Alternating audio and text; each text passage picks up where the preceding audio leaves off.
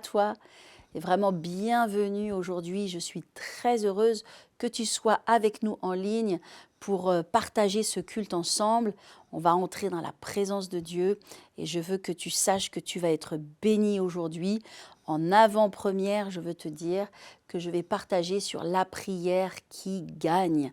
Et on a vraiment besoin, tous, tout le monde, de grandir dans la prière, de grandir dans cette dimension spirituelle. Il y a tellement de ténèbres dans ce monde, il y a tellement aussi de malédictions et de choses qui se passent.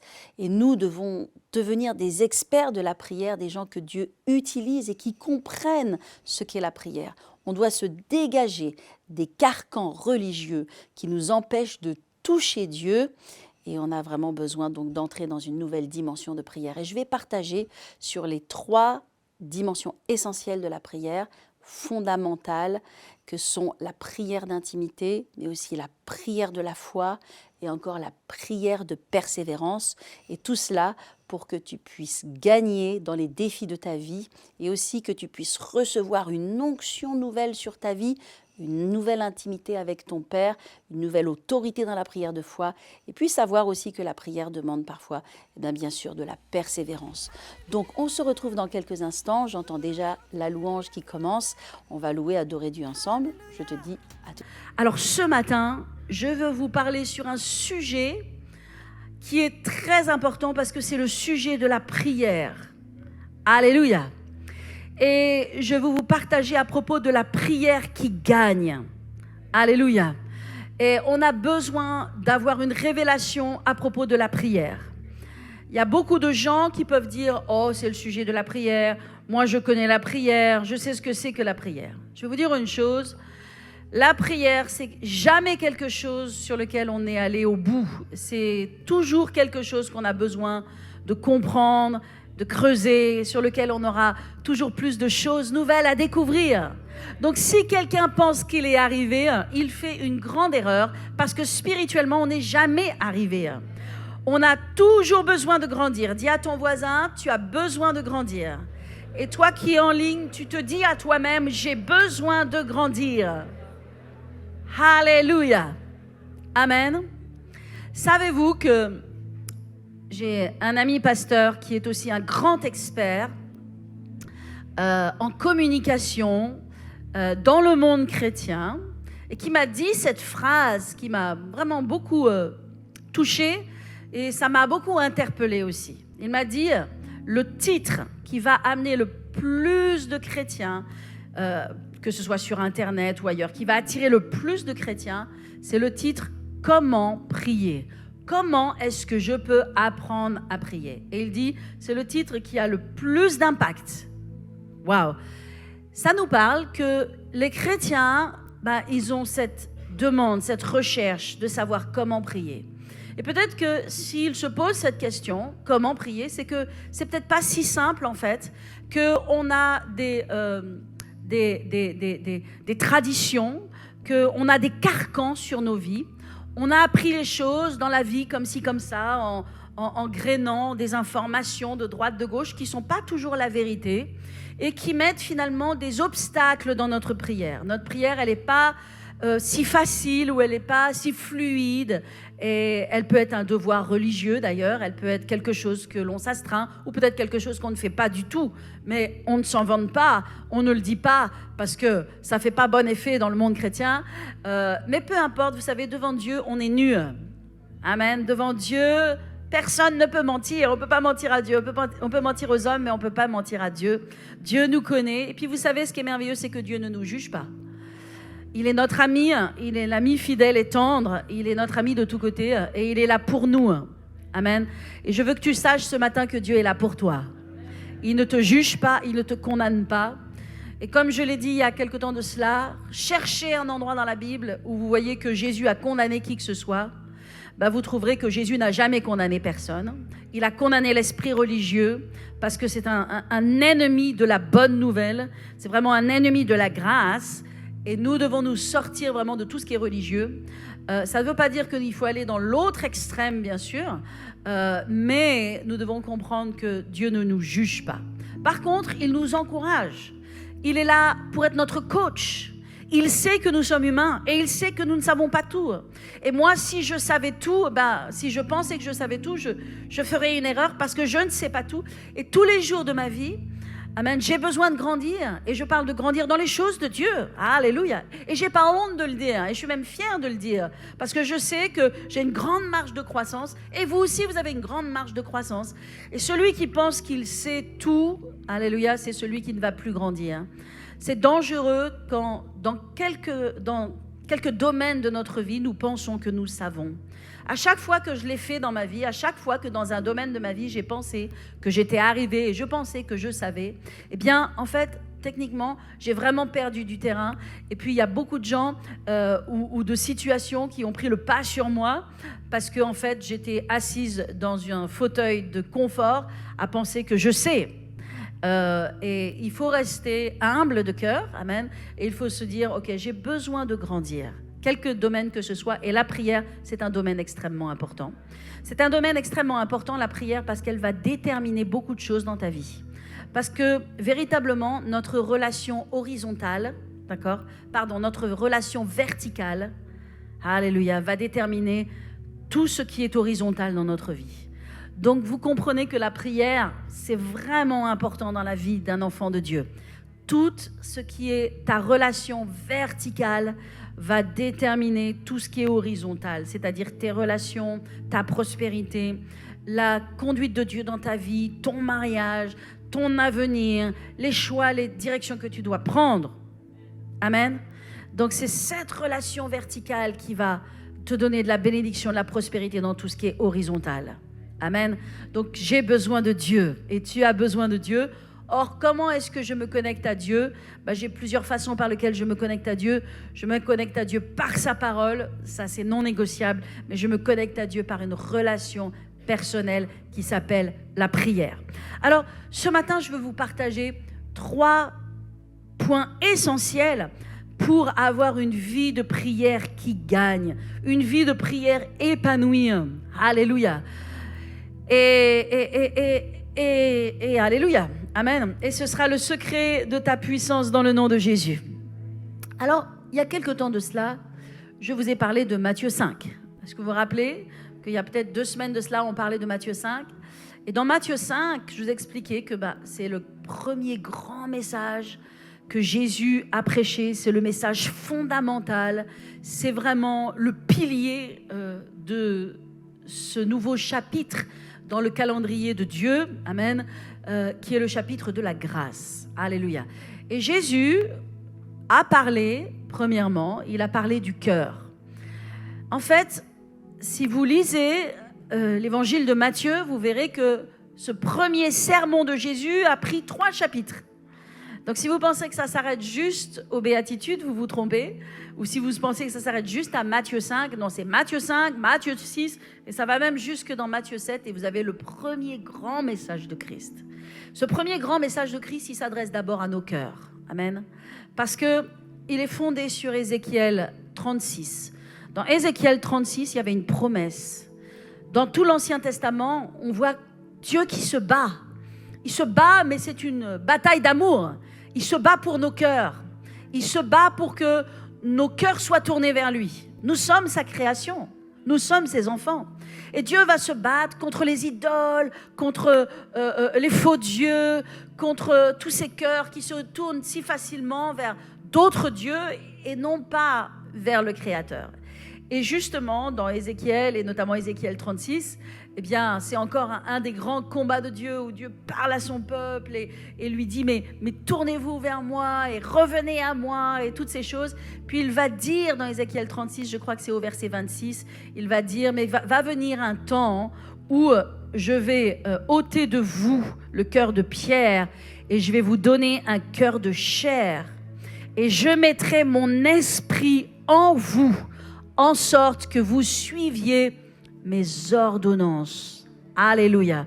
Il dit comme cela, je vous donnerai un cœur nouveau et je mettrai en vous un esprit nouveau. J'ôterai de votre corps le cœur de pierre et je vous donnerai un cœur de chair. Alléluia. Un cœur de chair, c'est un cœur qui est tourné vers Dieu.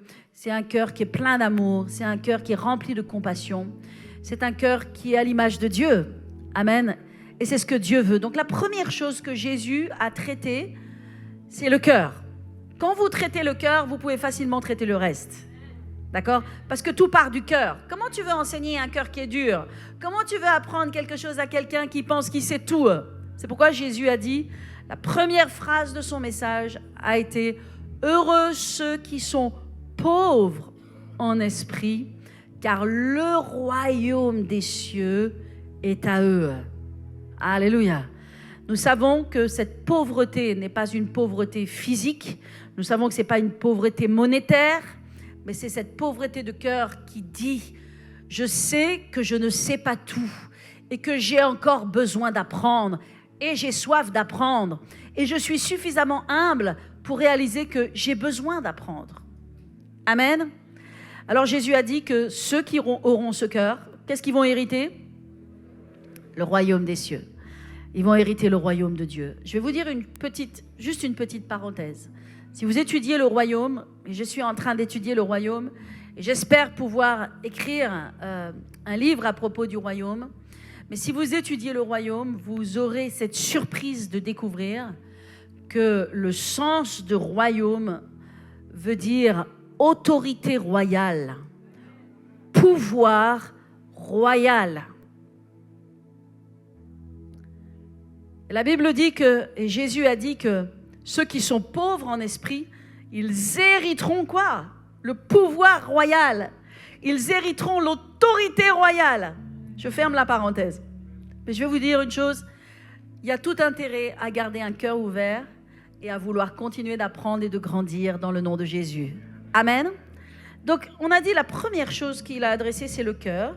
Et puis la deuxième chose qu'il a adressée, c'est notre vie spirituelle. Et il a commencé dans Matthieu 6, nous voyons cela dans Matthieu 6, il a commencé à adresser notre vie spirituelle. Donc notre cœur d'abord, et après notre vie spirituelle. Et il dit dans Matthieu 6, au verset 1, si vous voulez le regarder dans votre Bible, il n'y a pas de souci, sinon les écrans vont nous aider. Il est écrit « Gardez-vous de pratiquer votre justice devant les hommes pour être vus. Autrement, vous n'aurez point de récompense auprès de votre Père qui est dans les cieux. » Donc il est en train de commencer sur la vie spirituelle. Et il est en train d'expliquer une chose, c'est que dans tout ce qui est dans notre vie spirituelle, alléluia, ça ne doit pas être fait pour être vu par les autres. Vous devez comprendre qu'il y a des gens qui aiment Jésus, mais qui sont à ce niveau-là. Qui aiment Jésus, bien sûr, mais qui sont dans cette dimension qui est une dimension qui est très, très, très basse, okay? De faire les choses pour être vus, de faire les choses de sorte que ils font partie des choses, ils font partie, qu'ils ont une responsabilité ou qu'ils sont vus des hommes. Okay? Donc ça, c'est vraiment le niveau et c'est ce à quoi étaient les pharisiens, les religieux de l'époque. Les religieux de l'époque, ok, on veut croire qu'ils avaient de l'amour pour Dieu, mais la plupart des choses qu'ils faisaient, c'était pour être vus par les hommes, pour avoir la gloire des hommes, pour être appréciés par les hommes. Vraiment que Dieu nous libère de ça parce que c'est quelque chose qui nous empêche de nous connecter à notre Père Céleste. C'est-à-dire, soit nous faisons les choses pour les hommes, puis c'est important qui nous sommes, la responsabilité que nous avons, le bonjour que nous recevons, le respect que nous recevons, même si toutes ces choses sont importantes, mais elles ne sont pas essentielles à notre vie spirituelle. Ce n'est pas la raison pour laquelle nous faisons les choses. Mais il y a des gens, vous devez comprendre, ils sont dans cette dimension-là, ils sont à ce niveau-là. Et peut-être que tous, quelque part, dans notre vie spirituelle, quand on a intégré une église, qu'elle soit grande ou qu'elle soit petite, on a eu ce virus. On a eu ce virus peut-être tous à un moment de notre vie dans lequel, dans notre marche avec Dieu, en fait, ce qui était important, c'était notre place. Ce qui était important, c'est plein d'autres choses, en fait, qui sont futiles. OK? Mais Dieu merci, Dieu guérit de tous les virus. Sa parole nous lave de tous les virus. Et c'est vraiment pas une étape sur laquelle on doit rester. Alléluia. Donc, voilà, Jésus a dit, gardez-vous de pratiquer votre justice devant les hommes pour être vus, ok? Puis après, il dit au verset 5, et là, il attaque sur la prière. Donc, on entre dans notre sujet. Il dit, lorsque vous priez, Ne soyez pas comme les hypocrites qui aiment à prier debout dans les synagogues et au coin des rues pour être vus des hommes. Je vous le dis, ils reçoivent leur récompense. Mais quand tu pries, entre dans ta chambre, ferme ta porte et prie ton Père qui est là, dans le lieu secret. Et ton Père qui te voit dans le secret te le rendra. Alléluia. Alors ça, c'est la première grande révélation que Jésus nous a donnée de la prière. La prière, c'est un temps dans le lieu secret. La prière, c'est une relation avec ton Père. La première prière, et je vais vous enseigner sur 3 prières. La première prière qu'il doit y avoir dans ta vie, qui doit être établie, construite, renouvelée, régénérée tous les jours, alléluia, c'est ta prière avec ton Père. Alléluia. Amen. Ce n'est pas l'intercession, ce n'est pas la prière d'autorité, ce n'est pas la prière en langue, c'est cette communion extraordinaire avec ton Père. Tu as un Père. Alléluia. Et même si tu es orphelin de Père, tu as un Père. Et c'est ton Père dans le ciel. Alléluia. Quand il dit ton Père qui est là dans le lieu secret, qui te voit, te le rendra. Techniquement, le mot te le rendra signifie dans le grec, il va te payer en retour. Waouh! Ça veut dire qu'il va y avoir une récompense. J'aime bien, ça me fait penser à Hébreux 11 qui nous dit « Or, sans la foi, il est impossible de plaire à Dieu, car il faut que celui qui s'approche de Dieu croit que Dieu existe et qu'il est le rémunérateur de celui qui le cherche. » Donc vous devez comprendre que dans la prière, il y a une rémunération. Que je ne suis pas en train de perdre mon temps, je ne suis pas en train de sacrifier mon temps, mais je suis en train d'investir mon temps. Est-ce que je parle à quelqu'un ce matin? Je suis en train d'investir mon temps et qu'il va y avoir un ROI. Comment c'est quoi déjà un ROI? Return on investment. Un retour sur investissement. Alléluia. Le temps que tu passes avec ton Père Céleste, c'est un temps dans lequel il va te transformer, il va changer ton cœur, il va ôter le cœur de pierre et mettre un cœur de chair, il va te donner des révélations, il va te montrer qu'il est là avec toi. Et ça, c'est un ROI. Tu vas avoir un retour sur investissement. Amen. Alléluia. Alors Jésus va expliquer un peu plus loin. Juste après, il dit, en priant, ne multipliez pas de vaines paroles. En d'autres termes, faites pas des blablabla. Bien sûr, on sait qu'il parle aussi des prières répétées avec les chapelets et toutes ces choses, ok? Mais aussi en prière, simplement faites pas des blablabla ou simplement des prières avec des mots et plein de connaissances bibliques pour impressionner Dieu. D'accord? Dans la prière, on est soi-même. Dans la prière, on est vraiment nous-mêmes. On est nus, en fait. On est dépouillés.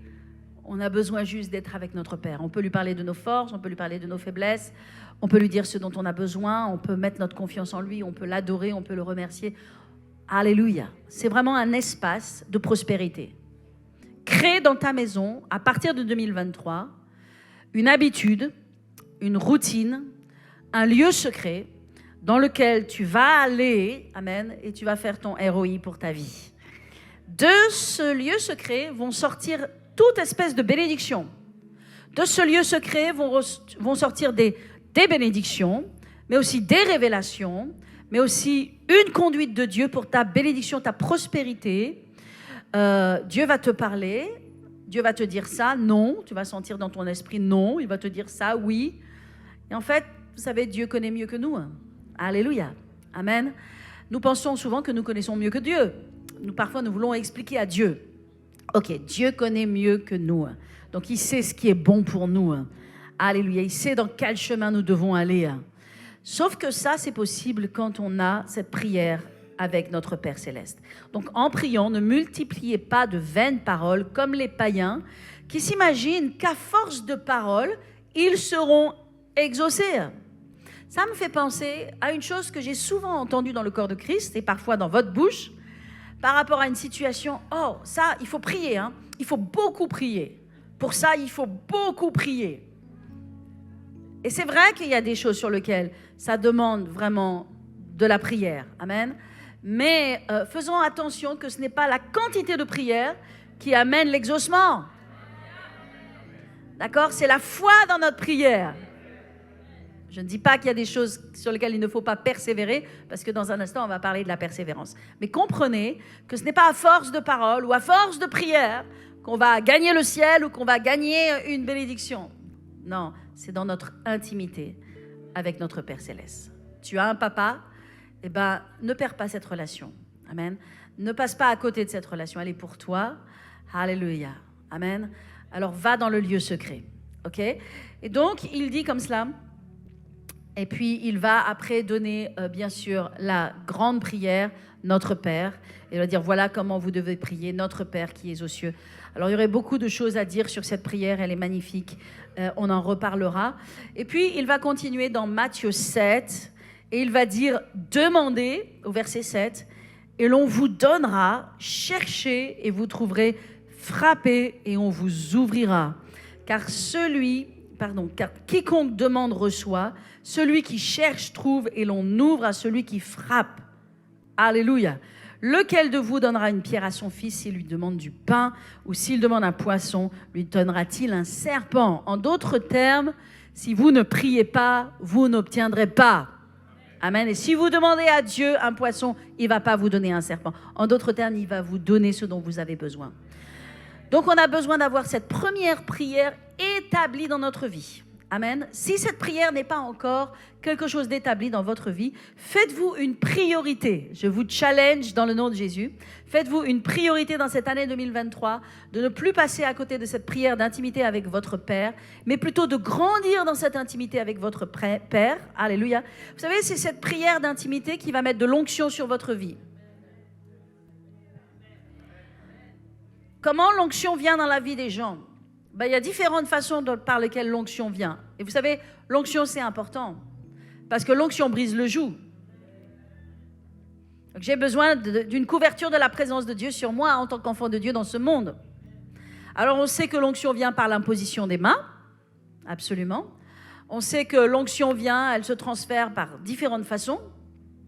Mais la meilleure façon de recevoir l'onction et la présence de Dieu, c'est par notre relation verticale avec notre Père Céleste. Alléluia. Ça va mettre de l'onction dans ta vie. Ça va mettre du poids sur ta vie. Ça va mettre vraiment quelque chose que l'ennemi va voir et qu'il ne peut pas toucher. Ça met vraiment une protection, une muraille de feu autour de toi. Alléluia. Tu ne peux pas passer à côté de cela. Pour 2023, c'est pour toi. Dites, c'est pour moi. 2023, la prière d'intimité avec mon Père, c'est pour moi. Alléluia. Amen. La deuxième prière, c'est la prière de la foi. Alléluia. Donc la première prière, c'est la prière d'intimité. La deuxième prière, c'est la prière de la foi. On est en train de parler de la prière qui gagne. Sur la base de cette prière d'intimité, d'accord, dans laquelle tu connais ton Père, amen, maintenant tu vas pouvoir libérer la prière de la foi. La Bible dit que la prière de la foi guérira le malade. Amen. Jésus nous a parlé de la foi et il a dit comme cela, vous connaissez tous ce verset, dans Marc 11, 22, il dit « Ayez foi en Dieu ». Et puis il va dire plus loin, dans Jean 14, il va dire « Que votre cœur ne se trouble pas, croyez en Dieu, croyez en moi ». Donc tous, nous avons besoin de grandir dans la foi. Donne un petit coup de coude à ton voisin et dis-lui « Grandis dans la foi ». Amen. On a tous besoin de plus de foi. La foi, c'est la ferme assurance. La foi, c'est une conviction. Amen. Je pense que la foi ne peut pas venir sans la prière d'intimité. Ce n'est pas possible d'avoir la foi parce que ce n'est pas une méthode. C'est pas le ABC de la foi. Je fais le A, je fais le B, je fais le C et j'ai la foi. En d'autres termes, je connais la parole, je la répète, je la confesse et j'ai la foi. Je pense que la foi, elle est enracinée dans la révélation de Jésus-Christ. Elle est enracinée dans la révélation de notre position en Christ. La foi, elle est enracinée dans l'œuvre de la croix et dans le sang de Jésus qui a coulé pour mes péchés et pour mes maladies. Si tu le crois, dis Amen de tout ton cœur. Est-ce que tu sais que le sang de Jésus a coulé pour tes péchés et pour tes maladies? Les deux, les péchés et les maladies. Les péchés nous empêchent d'entrer dans le ciel, nous empêchent d'être sauvés, d'avoir accès au royaume de Dieu. Le péché doit être éradiqué de notre vie et surtout la nature du péché. Amen. Et la maladie nous empêche d'être heureux sur la terre, nous empêche de vivre une vie de plénitude. Amen. La maladie est un ennemi. Mais Jésus a payé par son sang. La Bible dit qu'il a été brisé pour nos péchés, blessé, brisé, blessé pour nos iniquités. Et le châtiment qui nous donne la paix est tombé sur lui. Et c'est par ses meurtrissures. Donc son sang a coulé pourquoi? Pour nos maladies. Et son corps a été brisé pourquoi? Pour nos péchés. Amen. Donc nous ne voulons pas gaspiller le sacrifice de Christ, n'est-ce pas? Nous avons besoin de foi. C'est la foi qui va nous faire rentrer dans notre héritage. C'est la foi qui fait taire, on peut dire, tous les traits enflammés du malin. C'est pas fait taire, mais c'est la foi qui va éteindre tous les traits enflammés du malin. Qu'est-ce que c'est? La foi. Sauf que la foi ne peut pas être bâtie si tu n'as pas une relation d'intimité avec Dieu. Ta prière d'intimité, c'est le socle. Dans cette année 2023, tu ne vas pas passer cette année 2023 comme tu l'as passé peut-être en 2022 ou en 2021. Ton socle, c'est ton intimité avec Dieu. Deuxièmement, la prière de foi. Alors, la foi, vous savez, c'est important. Il faut que nous ayons une révélation de qui est Christ. Vous savez, dans notre monde, et particulièrement en France, on entend souvent parler du petit Jésus. Oh, le petit Jésus! J'ai demandé au petit Jésus. Il y a le petit Jésus dans la crèche. Je me demande comment c'est possible que l'on puisse entendre ces paroles tant de fois, le petit Jésus. Je dis, Seigneur, alors c'est sûrement dit avec affection, hein? C'est sûrement dit, bien sûr, avec beaucoup de tendresse. Mais je ne sais pas ce que Jésus, il en pense vraiment. Je ne sais pas ce que Jésus, il pense vraiment qu'on l'appelle le petit Jésus. Parce que franchement, quand on voit sa description, ça n'a rien à voir avec le petit Jésus. Parce que le livre de l'Apocalypse, c'est le livre de la révélation. Apocalypse 1.1 nous dit révélation de Jésus-Christ. Donc si tu ne sais pas qui est Jésus, tu vas dans l'Apocalypse, tu auras la révélation de qui il est. Ça te montre, premièrement, révélation de Christ. Attention, c'est le Christ ressuscité. La révélation que nous avons eue de Jésus dans les évangiles, amen, c'est une révélation de Christ qui allait être crucifié. C'est l'agneau de Dieu, amen, il est l'agneau. Mais la révélation après cela, une fois que Jésus a accompli son devoir, il est devenu le lion. Il est le lion de la tribu de Juda. Alléluia. Et c'est pourquoi nous aimons le lion dans cette église. Et nous avons pour logo le lion, amen, qui représente Christ et la puissance de Christ. La puissance du ressuscité. Alléluia. Amen. Donc pour prier cette prière de foi et cette prière d'autorité, j'ai besoin d'avoir une révélation de qui est Christ. Et si je regarde dans Apocalypse 1, au verset 12, n'est-ce pas, Jean était au temps de la prière. Il était là au jour du Seigneur. Ça veut dire qu'il était avec Dieu, n'est-ce pas, dans ce jour de sabbat, dans ce jour du dimanche, on peut dire, nous. Amen. Il était là en train de chercher Dieu et puis là, il a eu une révélation extraordinaire.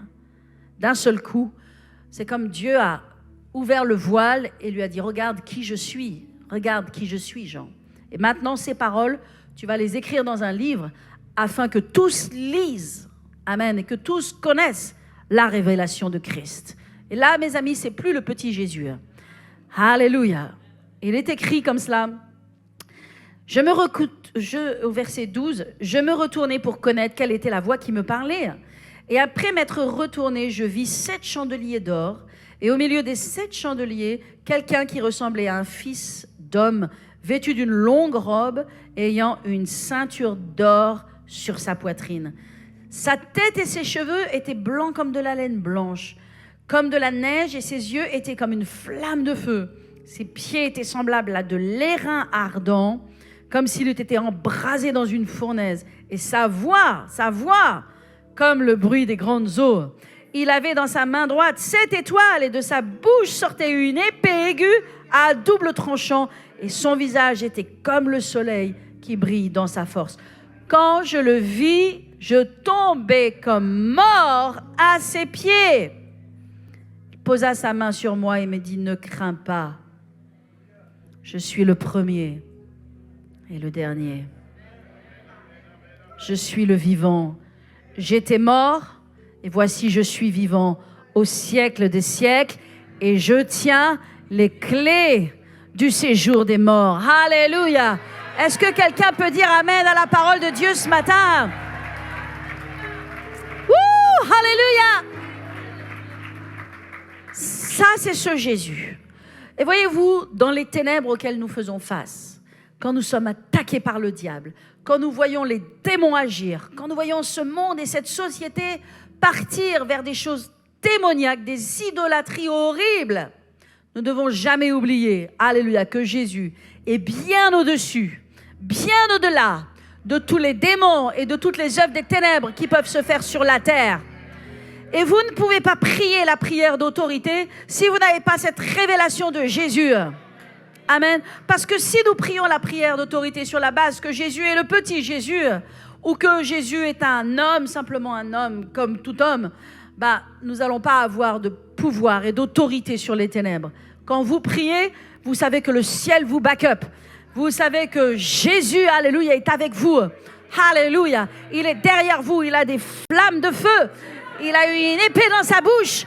Alléluia. Il est plein d'airain brûlant. Alléluia. Il tient la clé du séjour des morts. Amen. J'aime bien ce verset qui dit « Le juste a de l'assurance comme un jeune lion. » Et vous savez pourquoi ça me parle? Parce qu'on a tous vu des images dans la nature où on voyait un petit ourson faire comme ça, avec beaucoup d'hardiesse devant une menace. Puis après, quand on élargit le zoom de l'image, on voit que derrière ce petit ourson, il y a maman ours qui est derrière. Et qui fait ça. Alléluia. Eh bien, c'est la même chose avec le lion. Nous sommes des lionceaux. Nous ne sommes pas des grands lions, nous sommes des petits lions. Mais si nous avons de l'assurance, c'est que nous avons Papa Lion qui est derrière nous. Alléluia. Alors le juste, il a de l'assurance comme un jeune lion. Et ça nous donne la force de prier la prière d'autorité, de commander aux montagnes d'être déplacées, d'ordonner aux maladies de partir, de chasser les démons dans le nom de Jésus. Est-ce que je parle à quelqu'un ce matin? La troisième prière, c'est la prière de persévérance. Alléluia. Parce que oui, il nous faut la prière d'intimité. Oui, il nous faut la prière de la foi, mais aussi la prière de persévérance. Alléluia. Cette prière de persévérance, elle est importante parce que nous ne voyons pas toujours les choses se produire au moment où nous prions. Nous ne voyons pas toujours la percée à l'instant où nous prions. Alléluia. Alors nous avons besoin de persévérer dans la foi et dans la prière. Et nous avons une parole de Dieu qui est un soutien énorme, qui est dans Hébreux 6, 12. Amen. Et qui nous dit, en sorte que vous ne vous relâchiez pas et que vous imitiez ceux qui, par la foi et la persévérance, héritent des promesses. Donc, qu'est-ce que nous dit la parole de Dieu? Que nous ne devons pas nous relâcher. Dis à ton voisin, tu ne dois pas te relâcher. Et toi, tu te dis à toi-même, derrière ton écran, je ne dois pas me relâcher. En sorte que vous ne vous relâchiez point. Amen. Alléluia. Mais que vous imitiez. Tout le monde dit le mot imiter. Ah, nous imitons qui? On est dans le livre d'Hébreux, hein? Nous allons imiter les héros de la foi. Amen. Nous avons besoin d'avoir des héros de la foi devant nous. C'est très important d'avoir des gens qui nous inspirent et qui nous tirent vers le haut. Des gens qui ont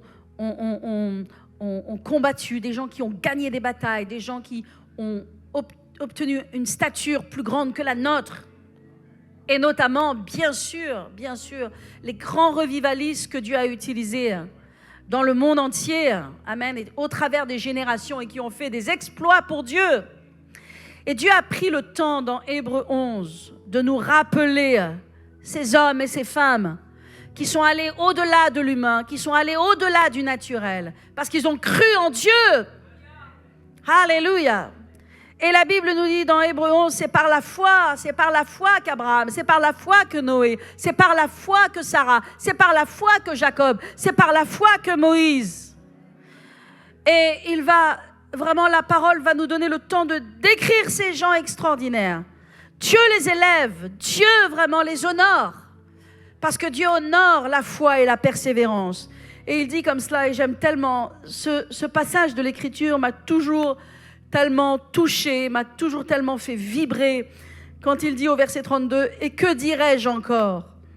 Car le temps me manque pour parler de Gédéon, de Barak, de Samson, de Jephthé, de David, de Samuel et des prophètes, qui par la foi vainquirent des royaumes, c'est-à-dire des autorités, des pouvoirs spirituels, qui par la foi vainquirent des royaumes, exercèrent la justice, obtinrent des promesses, fermèrent la gueule des lions, éteignirent la puissance du feu, échappèrent aux tranchants de l'épée, guérirent de leur maladie, alléluia, et furent vaillants à la guerre, mirent en fuite des armées étrangères, et même des femmes recouvrèrent leur mort par la résurrection, etc., etc.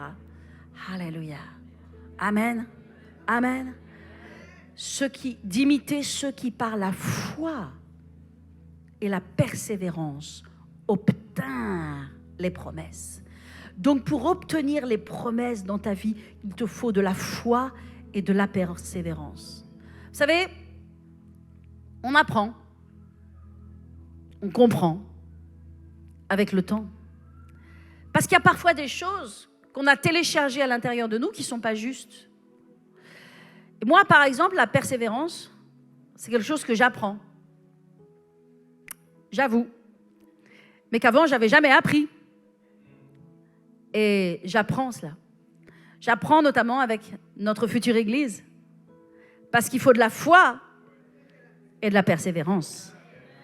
Et que techniquement, s'il n'y a pas de foi et de persévérance, on ne verra pas le plan de Dieu s'accomplir. Parce qu'il faut de la foi et de la persévérance. Et c'est la même chose dans plein de domaines. Et Dieu merci pour toutes les choses qu'on reçoit rapidement. Dieu merci pour toutes les choses qu'on reçoit facilement. Waouh, la porte s'ouvre rapidement. Oh, alléluia, merci Seigneur, c'est grâce. Mais tout n'est pas comme ça. Tout n'est pas comme ça. Et tous les héros de la foi, pour entrer dans la volonté de Dieu, le plan de Dieu pour leur vie, certains d'entre eux, ça leur a pris leur vie entière. C'est toute une histoire, c'est une destinée. Amen. Donc par la foi et la persévérance.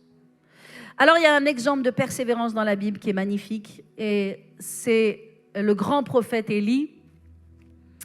Tout le monde connaît Élie. C'est le premier à avoir ressuscité un mort dans l'Ancien Testament. C'est un prophète qui a fait de grands miracles, qui a été puissamment utilisé par Dieu. On le retrouve dans 1 Roi 17, à partir d'1 Roi 17. Il arrive de nulle part, on ne le connaît pas, pourtant il a une mission divine. Le peuple est dans l'idolâtrie, les gens sont dans le péché, ils font toute espèce d'horreur, ils font toute espèce de pratiques sexuelles, d'orgies, ils sont tournés vers les dieux Baal, tels qu'ils existent aujourd'hui encore. Vous savez, les dieux, je vous l'avais enseigné il n'y a pas longtemps, les mêmes dieux de l'Antiquité et des temps anciens sont toujours les mêmes dieux aujourd'hui. Ils sont opérationnels, c'est les mêmes. Parfois, ils ont même gardé le même nom, ou parfois leur nom a un peu changé au travers des des temps, mais ce sont les mêmes choses. Et le peuple était tourné vers les Baals et les Astartés. Et je peux vous assurer, les Baals et les Astartés, c'est juste pas rien. Hein. C'est vraiment le culte des morts, c'est vraiment le culte du sang, des sacrifices de sang, des sacrifices d'enfants, de bébés. C'est terrible.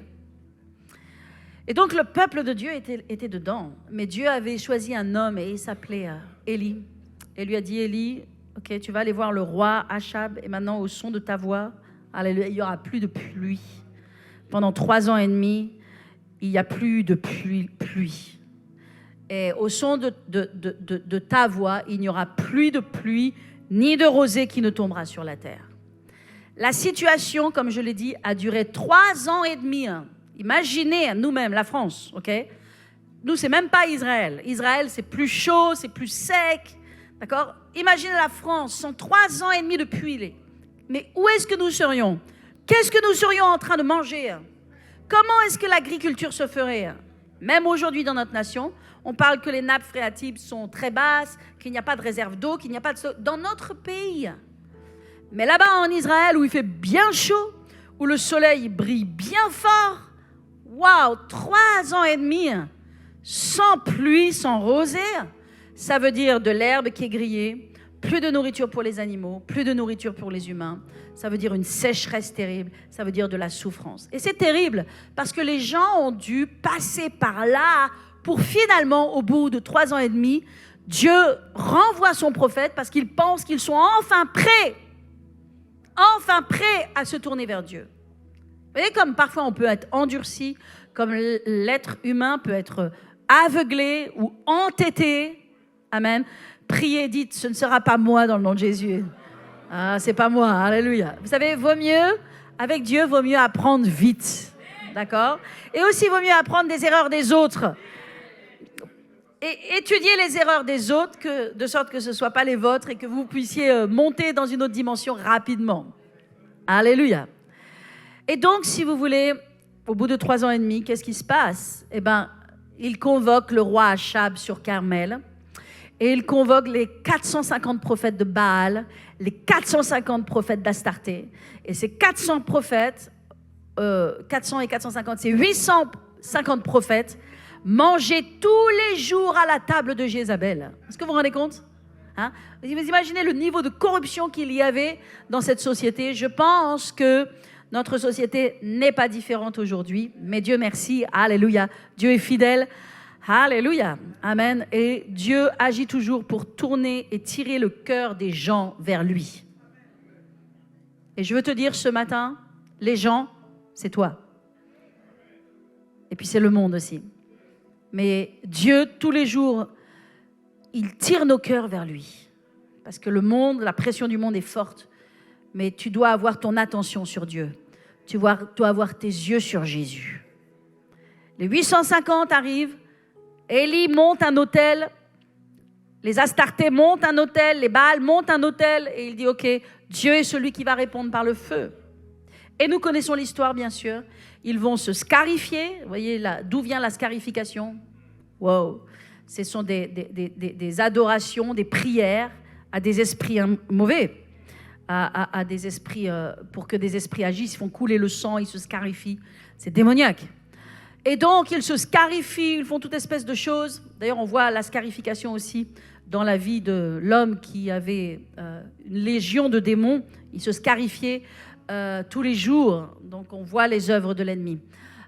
Quelqu'un en a besoin, que Dieu l'aide. Alléluia. Délivrance dans le nom de Jésus. Amen. Alléluia. En tout cas, ils se sont scarifiés, ils ont appelé leur Dieu. Et qu'est-ce qui s'est passé? Surtout rien s'est passé. Amen. Pourtant, lorsque les gens invoquent Satan, en fait, il vient. Et nous le savons. Lorsque les gens invoquent des mauvais esprits, les mauvais esprits viennent. Et nous voyons de la sorcellerie partout dans notre monde. Oui, mais en présence de Jéhovah, en présence de l'Éternel Dieu, ils n'ont même pas pu bouger une oreille. Alors ils ont scarifié, prié, dansé, sauté, invoqué. Rien. Vous savez, l'ennemi sait qu'il est vaincu. Il sait que Jésus l'a vaincu. Il sait qui est Jésus, qui est Dieu. Alléluia. Et c'est pourquoi dans notre vie, nous avons besoin de la présence de Jésus. Parce que la présence de Jésus va vaincre tous les démons dans le nom de Jésus. Plus de Jésus. Alléluia. Alors Élie a dit, bon, ça y est, votre Dieu dort. Il est parti en vacances. Il a fait sa valise. Il est parti. Ok, maintenant moi je vais invoquer l'Éternel. Il fait un autel, il découpe un bœuf dessus, et il met des pierres, il met du bois, il met de l'eau sur l'autel. Il fait un réservoir d'eau tout autour. Et là, il appelle le feu du ciel. Alléluia. Et il appelle l'Éternel Jéhovah. Il dit, le Dieu qui répondra par le feu, c'est l'Éternel. C'est lui que vous devrez suivre. Amen. Et le feu de Dieu tombe. Alléluia. Et il tombe et consume le sacrifice, consume le bois, consume les pierres, avale toute l'eau. Wouh! Alléluia. Et qu'est-ce qui se passe? Élie met un trait maintenant sur toute cette sorcellerie et tous ces prophètes démoniaques. Alléluia. Et il prend le roi Achab et lui dit, maintenant montons au sommet de la montagne. Et là, il se fait entendre un bruit. Il se fait entendre un bruit de pluie. Et il va commencer à prier.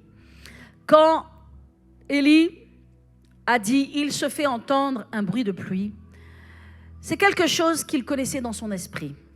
Mais ce n'était pas quelque chose que l'on pouvait entendre avec ses oreilles. Parce que la réalité, à ce moment-là, le ciel était bleu. Et le soleil brillait de tous ses feux. Et c'était impossible qu'il y ait un nuage. C'était impossible qu'il y ait un orage. Et la Bible nous dit qu'il a mis ses genoux à terre et qu'il a prié. Mais c'est là que je veux vous parler de la persévérance. Parce qu'il a prié puissamment, il a prié de tout son cœur, puis il a envoyé son serviteur et il lui a dit, va et regarde pour moi. Va voir si tu vois vraiment l'orage arriver. Et le serviteur est revenu, il a dit, j'ai rien vu, il y a rien qui se passe dans le ciel. Alors il a prié encore, alléluia, et il lui a dit, retourne. Et il est retourné, il a regardé dans le ciel était bleu, le soleil brillait, et il est revenu, il a dit, il n'y a rien encore. Retourne, et il l'a renvoyé 7 fois. Et 7 fois, il a prié, 7 fois, il est retourné. Et d'un seul coup, il est revenu, il lui a dit, je vois un nuage de la taille d'une paume, d'une main qui apparaît dans le ciel. Alléluia. Et ça, c'était un miracle. Parce que des nuages, il n'y en avait pas eu pendant 3 ans et demi. Mais là, il y avait un petit nuage qui apparaît. Et maintenant, il dit, Achab, attelle et monte sur ton cheval et cours maintenant. Parce que si tu ne fuis pas maintenant, si tu ne pars pas maintenant, la pluie qui va tomber va t'atteindre. Et tu ne pourras même pas rentrer jusqu'à la ville. Alléluia. Maintenant, pars et cours. Alléluia. Et ils se sont mis à courir, à partir en direction de la ville. Et une pluie est tombée. Les 3 ans et demi de pluie que Dieu avait gardé, réservé d'un seul coup, sont tombés sur la terre. Alléluia. Pour arroser la terre et ramener la bénédiction, la prospérité. Alléluia. Qu'est-ce qui s'est passé? Il y a eu une prière de persévérance. Tu as besoin de prier avec persévérance pour tes enfants. Tu as besoin de prier avec persévérance pour ton mari. Tu as besoin de prier avec persévérance pour ta femme, pour tes affaires, pour les choses que Dieu t'a données et les choses que Dieu veut te donner. Alléluia. Tu as besoin de persévérance. Ces 3 prières sont essentielles à notre vie de prière. Pour avoir une prière qui gagne, tu as besoin, 1, de la prière d'intimité avec Dieu. 2, tu as besoin de la prière de la foi, alléluia, fondée sur ta révélation en Christ. Et 3, tu as besoin de la prière de persévérance. Applaudissons le Seigneur Jésus ce matin. Alléluia. Soyez encouragés ce matin. Soyez encouragés à être des hommes et des femmes de prière. Alléluia. Alors, je veux prier pour vous. Alléluia. Je vais prier pour vous maintenant. Gloire à Jésus. Alléluia. Parce que Dieu veut faire de toi un homme, une femme de prière. Alléluia. Merci Jésus. Gloire à ton nom Jésus. Alléluia. J'aimerais vraiment que vous vous mettiez devant le Seigneur, que vous puissiez penser à votre vie de prière. vous dites, peut-être dans ma vie de prière, il y a des manquements, il y a des faiblesses. Mais cette année, alléluia, je vais vraiment recevoir la force de Dieu. J'aimerais que tout le monde pense et que tout le monde médite. Alléluia. Et vous qui êtes là, qui me regardez ce matin, j'aimerais vraiment prier pour vous. Mais avant de prier pour vous, j'aimerais que vous puissiez recevoir Jésus dans votre cœur comme votre Seigneur et Sauveur. C'est possible, vous pouvez le faire. Ça demande un instant, une seconde. Votre vie, votre éternité peut être transformée. Je vous invite à répéter cette prière de tout votre cœur. Dites, Seigneur Jésus, je viens à toi maintenant, et je t'ouvre mon cœur et je fais de toi mon Sauveur et mon Seigneur. Alléluia. Si vous avez prié cette simple prière, faites-le nous savoir et envoyez-nous le mot sauvé sur le numéro WhatsApp qui s'affiche. Et n'oubliez pas d'inscrire WhatsApp dans vos contacts de sorte que nous puissions être en relation continuellement. Maintenant, je veux prier pour vous afin que Dieu mette sur vous vraiment une faim, une soif de prière, une onction nouvelle pour la prière dans votre vie. Alléluia. Seigneur, je prie pour mes frères et mes sœurs en ligne, qu'ils soient bénis maintenant et que vraiment l'onction de prière vienne sur eux. Et qu'à partir de ce jour, ils aient vraiment une faim, une soif pour la prière. Tu en fais des champions de prière. Tu en fais vraiment des hommes et des femmes qui ont faim de toi. Alléluia. Et ils ont vraiment dans cette année nouvelle, dans cette année 2023, une nouvelle dimension de prière. Au nom de Jésus, c'est pour toi la prière d'intimité, c'est pour toi la prière de foi et c'est aussi pour toi la prière de persévérance. Et je crois que tu vas avoir des témoignages cette année et que tu vas avoir la gentillesse de nous les partager dans le nom de Jésus. Sois béni maintenant. Amen, amen et amen.